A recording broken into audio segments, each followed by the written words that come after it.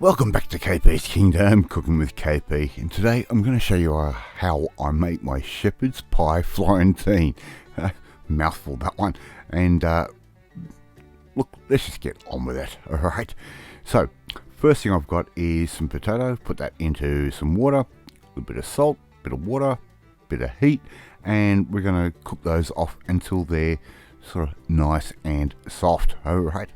Just like I've done right there. Now, if you don't know how to make mashed potato, I'll leave a link in the description below on how to make the most perfect whipped potato. Alright, but I'm going to run you through very quickly. Drain off any excess liquid, make sure you get rid of any of that, just like I've done there, and I'm going to add in some butter. Alright, you can add as much or little butter as you want. Alright, and when I make my whipped potato, I usually use a bit of cream or a bit of milk. It doesn't really matter. Mash that through like I'm doing there, and just take note of the action that I do.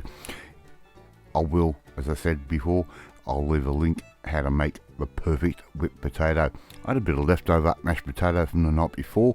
I'm going to add that in as well. Just mash all that through, whip it all together, and we'll end up with our topping for our shepherd's pie Florentine. Alright, doesn't take long, but look at that beautiful whipped potato. We'll put that aside. Here I've got a little bit of flour in a bowl, around about a tablespoon, maybe two, and I'm going to add in a bit of chicken stock, and I'm going to make up a little bit of a slurry. This is going to help make our gravy for our shepherd's pie. A little bit of black pepper and a little bit of white pepper that can go in. It's going to make a nice little spicy gravy, and believe it or not, this dish can really take it. Okay, we're going to really flavor up this lamb. Knob of butter into the pan, just like that. And I didn't say this was a healthy dish, but it is really tasty. Melt that butter down, and as it's melting down, we're going to add in 2 small brown onions, which were finely chopped. And of course, I'm using my little chopping device to help me do that. We're going to soften those down in the pan, just like I'm doing there. Wait till they go a little bit translucent, just like that. And I'm going to add in 1 packet of frozen spinach. Yep, you heard me right. I'm using frozen spinach.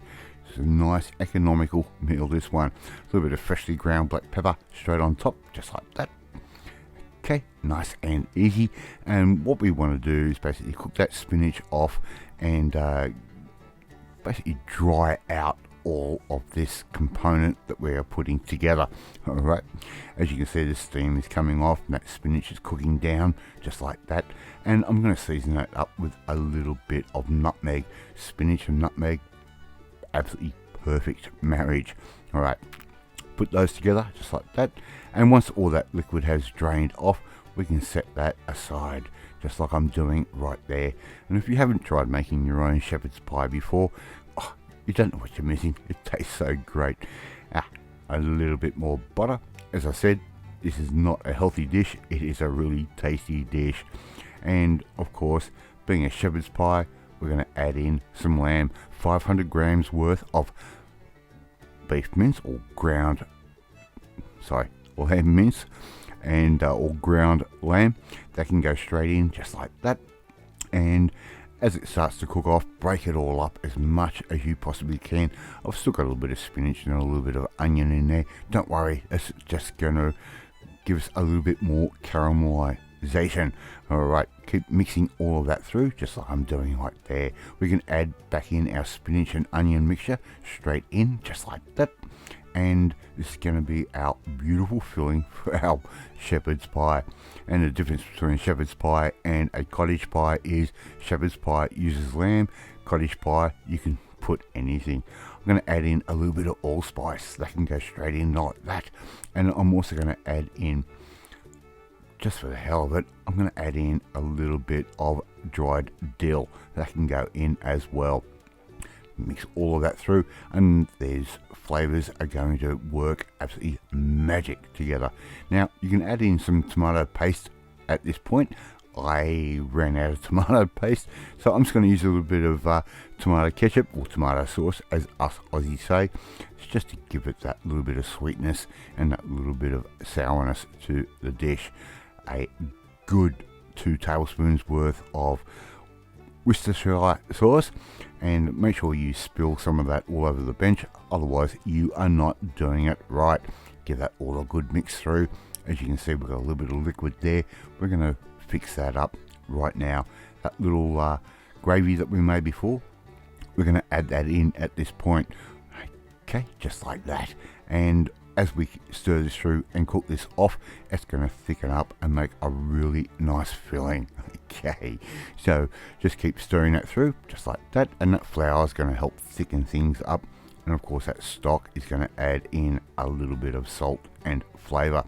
Put those into your pie dishes, whichever pie dish you want, just like that. Okay, really nice and easy, and try and make them nice and even. It might look a little bit sloppy at the moment. No, don't worry, it's going to thicken up the more it cooks, because what's going to happen is our topping is going to absorb a lot of that liquid. So just dollop some of your potato on top, just like I'm doing right there. Really nice and easy. And the potato, oh, it just adds so much to this particular meal. So just put that straight on top like that. Now I want a really nice decorative effect on this. I'm just going to use the back of a fork like that, spread it out, fluff it around just like that, and when we cook this, we're going to end up with the most amazing colours and textures to this particular little pie. Alright, so just do that, and to finish it off, I'm going to sprinkle over a little bit of grated Parmesan cheese or pecorino cheese. I'll leave that up to you whether you want a sheep's cheese or a goat's cheese. Just put that over the top like that, and we're going to put that into the oven around about half an hour, 30 minutes ish, or until it looks like that. How good does that look? Alright, love to see you try and make this one at home. It is fun, it is easy, and it is a real winter warmer meal. Thank you so much for watching this video, really do appreciate it, and if you like this video, hit that like button, gives me confidence, should make you feel warm and fuzzy too. Hit that notifications bell, you'll be notified every time a new video goes up. Share this video with all your friends on all platforms of social media. Leave a comment, I love reading and I love responding to them, as always. But if you want to learn how to make something pretty easy, pretty interesting, and incredibly tasty, just like this one, well, you need to come and join the family, my family. Hit that subscribe button and you'll never miss another one of my videos again. I'm off to eat my shepherd's pie Florentine, and I will catch you next time. Bye.